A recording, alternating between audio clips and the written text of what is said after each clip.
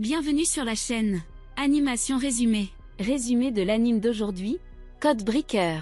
Alors qu'elle rentrait chez elle en bus une nuit, Sakura Sakurakuji voit un garçon apparemment brûler des gens à mort avec des flammes bleues dans le parc. Après qu'elle ait alerté un policier pour qu'il l'accompagne au parc, il ne semble y avoir aucune trace de quoi que ce soit.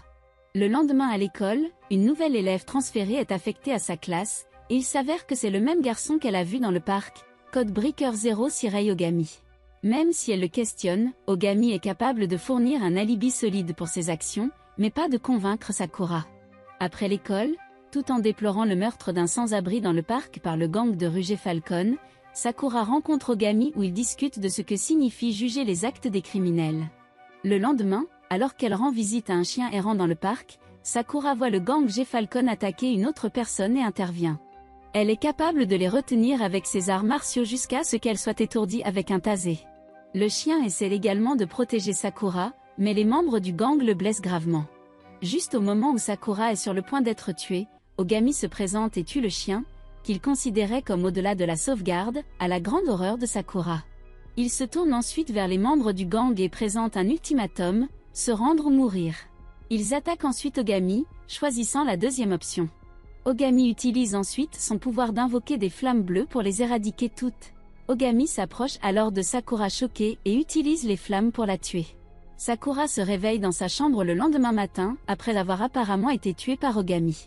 À l'école, Sakura se méfie de plus en plus d'Ogami bien qu'il agisse comme si de rien n'était la nuit précédente alors qu'il était parmi leurs pairs.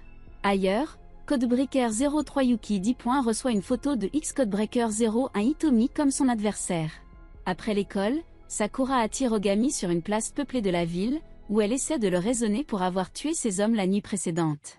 Cependant, elle n'est toujours pas capable d'accepter qu'il puisse commettre de tels actes sans aucune réponse émotionnelle.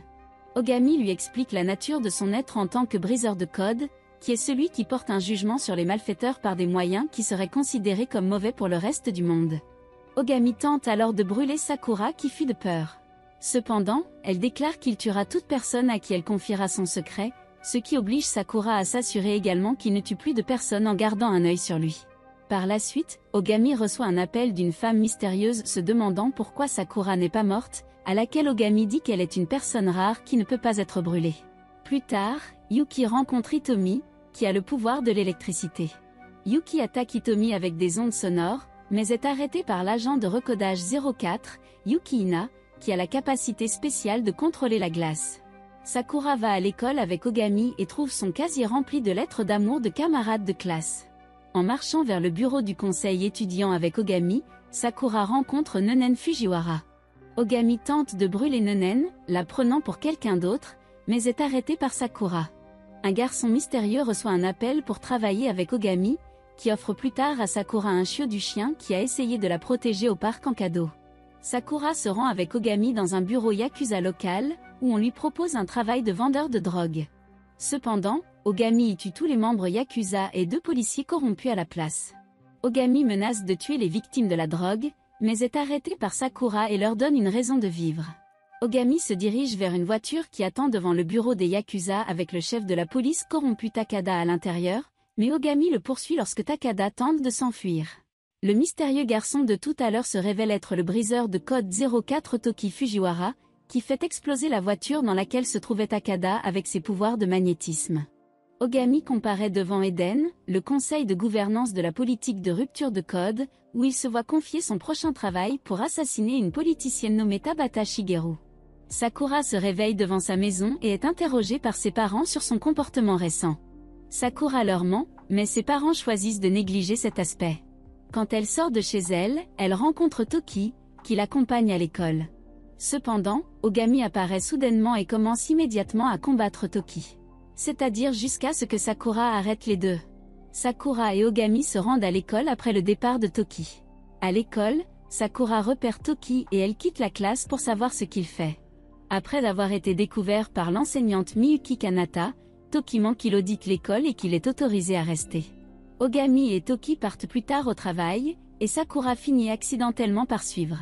Ogami révèle que le pouvoir de Toki est celui de contrôler les champs magnétiques, et cela peut déplacer n'importe quel objet métallique. Après avoir pénétré par effraction dans un complexe abritant un centre de recherche gouvernemental sur les capacités spéciales et traité avec les gardes de sécurité normaux, Ogami et Toki s'engagent dans une bataille avec 2 gardes portant de grands sacs à dos remplis de carburant, ce qui leur permet d'avoir des capacités spéciales de vent et d'eau. Pendant la bataille, les 2 gardes sont obligés de battre en retraite lorsque leur sac à dos s'assèche soudainement, permettant à Ogami et Toki de poursuivre la mission. À l'intérieur de l'établissement, Sakura apprend que les briseurs de code sont une agence gouvernementale dirigée directement sous le commandement du Premier ministre. L'établissement héberge des enfants dotés de capacités spéciales connectés à des machines pour une surveillance étroite, dans lesquelles les niveaux inférieurs de l'établissement sont utilisés pour des expériences via des dissections, leurs organes prélevés et vendus et leurs cadavres placés dans de grands pots de conservation. Tabata se révèle être le chef du centre de recherche. Les 2 gardes reviennent et reprennent leur combat avec Ogami et Toki, qui découvrent tous les 2 que les sacs à dos contiennent chacun un enfant aux capacités spéciales, qui avait chacun un frère plus jeune parmi les expériences ratées. Les 2 enfants reposent enfin en paix quand Ogami et Toki tuent les gardes. Alors qu'Ogami est sur le point de tuer Tabata, sa fille estropiée, Shiza Shigeru, apparaît. Il s'avère que Tabata avait effectué de telles expériences afin de trouver une greffe appropriée pour Shiza, qui a également des capacités spéciales. Sakura essaie de convaincre Ogami de ne pas tuer Tabata, mais Ogami n'a d'autre choix que de tuer Tabata qui a essayé de l'attaquer avec un scalpel. Shiza s'évanouit après qu'Ogami l'incite à se venger de lui à l'avenir, et Toki découvre qu'Hitomi est le véritable cerveau derrière le projet de recherche. Les enfants restants sont transportés vers un autre centre de recherche, tandis que Shiza reçoit des soins médicaux. Alors que Toki déjeune avec le Premier ministre, qui est en fait son père, on lui rappelle qu'il est devenu un briseur de code afin de garder sa sœur, Nenen, éloignée de son père afin de la protéger. Sur le chemin de l'école, Sakura et Ogami rencontrent le briseur de code 05 rue Prince Akyoji, qui donne à Ogami l'ordre de protéger Sakura. À l'école, la classe agit étrangement, ce qui amène Ogami à soupçonner que Sakura a révélé son secret en tant que briseur de code. Cependant, il s'avère que la classe préparait en fait une fête de bienvenue pour Ogami. Au même moment, Toki s'effondre de douleur dans une ruelle quelque part, et le Premier ministre est informé qu'un total de 43 agents ont disparu à la recherche d'Hitomi. De retour à la fête, l'école est attaquée par les 43 agents disparus, dont les cadavres ont été réanimés grâce au pouvoir d'Hitomi. Ogami s'effondre momentanément en combattant les agents morts. Kanda arrive pour aider, se révélant être un agent d'Eden assigné à Ogami. Yuki semble également les aider à repousser l'attaque. Le briseur de code 02 Masayomi Eki, une camarade de classe de Sakura et Ogami qui boit habituellement du thé dans les endroits les plus aléatoires, se joint également au combat et a réussi à vaincre les agents en utilisant la manipulation de la lumière. Toki est toujours montré effondré dans la ruelle, mais maintenant sous la forme d'un enfant. L'effondrement d'Ogami le rend dans sa forme perdue, un état qui durera 24 heures en raison de la surutilisation de ses pouvoirs. Sakura se porte volontaire pour que sa maison soit un endroit sûr pour qu'Ogami se rétablisse. Lorsque Sakura y amène Yuki, Eki et Kanda, ils sont accueillis par son père, Gotoku Sakura Koji, chef du clan Yakuza très respecté appelé les Kizakura. Après que sa mère cosplayeuse, Yuki Sakura Koji, les ait amenés à la maison d'hôte, il est révélé que Toki, qui était déjà là, est sous sa forme perdue appelée régression d'âge, ce qui explique son apparence enfantine. Pendant qu'Ogami se repose, les autres se régalent ensemble. La nuit, Eki informe Toki qu'Hitomi pourrait cibler à la fois Ogami et Sakura, mais n'a aucune idée de pourquoi. Le lendemain matin, Rui reçoit l'ordre de se rendre chez Sakura pour apporter son soutien à Ogami et Toki. Lorsqu'Hitomi fait une descente dans la maison de Sakura afin de kidnapper Sakura, les briseurs de code font de leur mieux pour riposter à ces attaques électriques. Hitomi libère alors toute sa puissance contre eux, mais Sakura saute devant son attaque et est étonnamment indemne. Il s'avère que l'attaque d'Hitomi n'était qu'un leurre pour rassembler tous les briseurs de code, laissant ainsi une ouverture à Yukiana pour kidnapper le Premier ministre. La forme perdue de Yuki se révèle être un chat. Alors que les briseurs de code discutent de leur prochain plan d'action, Toki part, indifférent au sauvetage de son père. Alors que les briseurs de code continuent de discuter de leur plan, aucun, à l'exception d'Ogami, n'a la conviction de tuer leur ancien chef. Toki va voir Nenen qui semble se souvenir de lui, mais elle revient soudainement à elle-même, ignorant qui est Toki. Lorsque les membres de Kizukura qui ont été blessés lors de l'attaque d'Hitomi sont soignés pour leurs blessures, Sakura trouve Ogami en train de regarder son album photo de famille. Ogami est expliqué que Gotoko et Yuki ont adopté Sakura enfant après l'avoir trouvée devant leur porte une nuit avec du sang éclaboussé partout sur elle. Pendant ce temps, Yuki et Rui se souviennent de l'époque où Hitomi était bonne. Lorsque Toki revient, Sakura et les autres briseurs de code partent à la recherche d'Hitomi et du Premier ministre. À l'école, Kanda rencontre plusieurs autres membres du corps professoral, qui travaillent tous pour Eden en tant que supporters de Codebreaker. Puisque Kanda est une ancienne subordonnée d'Hitomi, le plan est qu'elle utilise toute confiance restante possible pour tuer Hitomi. Après que Rui ait rencontré Eiki sur un pont, il l'attaque pour avoir découvert qu'il faisait partie du plan d'Hitomi. Yuki, alors que Rui essaie d'empêcher le pont de s'effondrer, voit Eiki l'attaquer de loin. Eiki apparaît alors à Sakura et la pousse à le suivre, la conduisant directement à la cachette d'Hitomi avec le Premier ministre pris en otage. Eiki l'échange en signe de bonne volonté afin de rejoindre Hitomi, tandis que tous les briseurs de code reçoivent des messages anonymes détaillant l'emplacement d'Hitomi. Hitomi dit à Sakura de s'asseoir et d'attendre que le plan commence, mais Sakura se met en colère quand Eiki mentionne qu'il a réduit Rui à un désordre sanglant. Yuki informe Ogami de la trahison d'Eiki et les deux se rendent ensemble à la cachette d'Hitomi. Pendant que Yuki retient Eiki, Ogami affronte Hitomi et sauve Sakura. Cependant, Ogami est arrêté par Kanda qui est sous le contrôle électrique d'Hitomi. Pourtant, Sakura finit par empêcher Ogami de tuer Kanda. Hitomi montre sa collection d'horloges sur le mur, chacune arrêtée à un moment où un ancien briseur de code a été tué. Hitomi prévoit d'exécuter le Premier ministre, mais il bombarde d'abord la ville pleine de civils comme un spectacle d'exposer les briseurs de code afin de les reconnaître comme de grands héros plutôt que comme de dangereux parias. Ogami n'est pas d'accord avec la cause et brûle toutes les horloges, mais alors qu'Ogami attaque Hitomi, Yukina arrive et intervient, emmenant le Premier ministre avec lui. Bien qu'Ogami soit incapable de faire quoi que ce soit puisque ses flammes ne peuvent pas faire fondre la glace de Yukina, Toki arrive juste à temps pour sauver Ogami et Sakura d'un barrage de la cachette commence à s'effondrer et tout le monde part. Cependant, Sakura entre dans la voiture avec Hitomi, Ice, espérant les empêcher de tuer le Premier ministre. Quand Hitomi avait 16 ans, il a été inauguré en tant que Codebreaker 06 et en raison de son excellence dans son travail, il a été considéré pour une promotion. Eiki a été révélé comme son aîné à ce moment-là. 4 ans plus tard, le partenaire anonyme d'Hitomi, Codebreaker 05 à l'époque, a été tué lors d'une opération, et il est démontré que sa montre a cessé de fonctionner au moment de sa mort. Eiki a promu Hitomi en tant que nouveau briseur de code 05, mais Hitomi a été très troublé par la mort de son partenaire. 6 ans plus tard, chargé d'éliminer un couple de terroristes surnaturels, Hitomi, en tant que briseur de code 03, est désemparé lorsque le reste de son groupe, à l'exception d'Hitomi, est décédé pendant la mission, et seul le chef rogue supernatural a réussi à s'échapper. Hitomi, expliquant à Eiki que Codebreaker 06 à ce moment-là a été tué par ses propres pouvoirs, lui a demandé d'enquêter sur l'affaire. Avec Hitomi promu Codebreaker 01, il a été chargé de former les Codebreakers recrutés Yuki, Toki, Rui et Ogami, en les initiant en tant que Codebreaker après leur session de formation individuelle.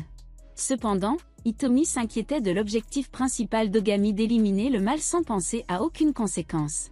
Lors d'une mission de sauvetage avec Ogami et Toki, Hitomi est vu portant un enfant, ce qui était le véritable objectif de la mission de sauvetage. Hitomi a dit plus tard à Ogami que leur but devrait être de protéger les impuissants et pas simplement de tuer les méchants. Sur un autre travail avec les Codebreakers, Hitomi a finalement tué le chef rogue supernatural pour venger la mort de ses anciens camarades. Eiki informa plus tard Hitomi que les briseurs de code pouvaient mourir s'ils abusaient de leur pouvoir à de nombreuses reprises, ce qu'Eden les avait empêchés de savoir. Bien qu'Hitomi n'ait pas révélé cela à Ogami, il a silencieusement juré de se venger d'Eden. Dans le présent, Hitomi annonce au public sur Sky Tower qu'il tuera le Premier ministre et 50 000 autres civils à travers le Japon. Les briseurs de code continuent de chercher Hitomi mais n'y parviennent pas.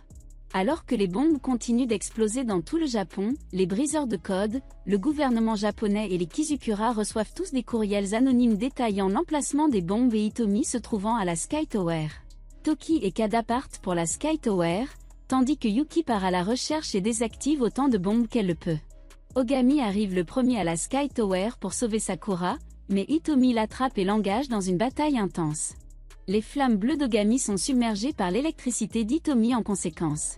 Alors que Sakura parvient à se libérer, Hitomi leur révèle que le Premier ministre a tenté de faire tuer Hitomi afin de l'empêcher d'exposer les briseurs de code. Hitomi déclare ensuite son désir de créer un monde où les personnes ayant des capacités spéciales peuvent vivre une vie heureuse librement, et non comme des chiens du gouvernement. Toki et Kada sont arrêtés par Eki, qui affronte Toki dans un duel féroce. Le gouvernement japonais et les Kizukura commencent à isoler des endroits avec des bombes, mais il manque de personnel. Yuki-ina procède au sauvetage de tous les enfants avec des capacités spéciales dans le centre de recherche, seulement pour être rencontré par Rui, révélé être encore en vie.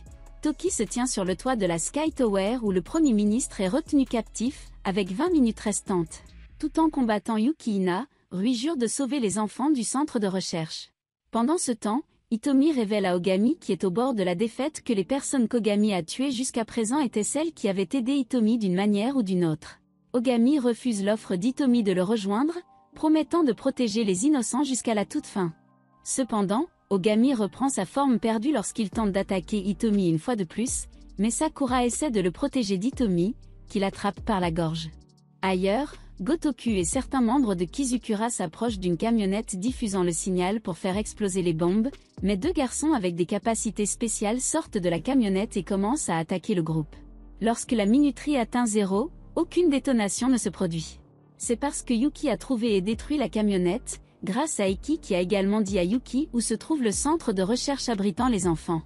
Yuki arrive pour aider Rui, mais Yuki-ina s'enfuit. Eki confronte Hitomi, croyant que le plan a été démantelé. Cependant, Hitomi révèle qu'il a choisi Sky Tower en dernier recours afin d'utiliser ses pouvoirs pour faire exploser toutes les bombes à travers le Japon. Toki sauve finalement son père après avoir menacé de le tuer, juste au moment où Hitomi est sur le point de jouer son dernier atout. Sky Tower est recouverte de la capacité d'ombre de Rui et le reste des briseurs de code arrivent pour arrêter Hitomi, qui continue de rationaliser sa cause. Ogami rentre alors dans le combat, retirant son anneau de pouce, ce qui fait augmenter sa puissance de façon exponentielle. Après un rapide flashback de la première séance d'entraînement d'Ogami avec Hitomi, les flammes bleues d'Ogami absorbent facilement les plus fortes explosions d'électricité d'Hitomi, entraînant l'effondrement des deux. Hitomi atteint la fin de son code alors que ses propres pouvoirs commencent à l'attaquer. Hitomi, voulant toujours poursuivre son plan, est repoussé par Ogami. Alors qu'ils m'ont vaincu et dit ces derniers mots à tous les briseurs de code, Hitomi les encourage à se rendre publics, alors que ceux qui l'ont vaincu mettent fin à son complot. Cependant, le Premier ministre apparaît et dit le contraire, et Hitomi atteint finalement sa fin de code et meurt dans les bras d'Ogami, qui par après avoir justifié qu'Hitomi a eu ce qu'il méritait. Toki surprend le public crédité le département de police pour avoir désactivé les bombes et tué Hitomi. Plus tard, Eki et le Premier ministre discutent du fait qu'ils ont réussi à faire combattre Ogami contre Hitomi pour faire ressortir son vrai pouvoir, dont ils sont curieux de savoir si ce pouvoir s'en sortira contre Siki. Ils utiliseraient Sakura pour être avec Ogami pour éteindre ses flammes s'il devenait incontrôlable. Le Premier ministre crache du sang lorsqu'une étincelle électrique choque son corps. Sakura dit individuellement au revoir à Yuki, Rui et Toki, qui se voient chacun attribuer leur propre mission, mentionnant qu'Ogami est déjà parti aussi. Alors que Sakura reprend sa vie normale, Ogami part en mission avec Kanda dans un aéroport, luttant contre un homme doté de la capacité spéciale du vent.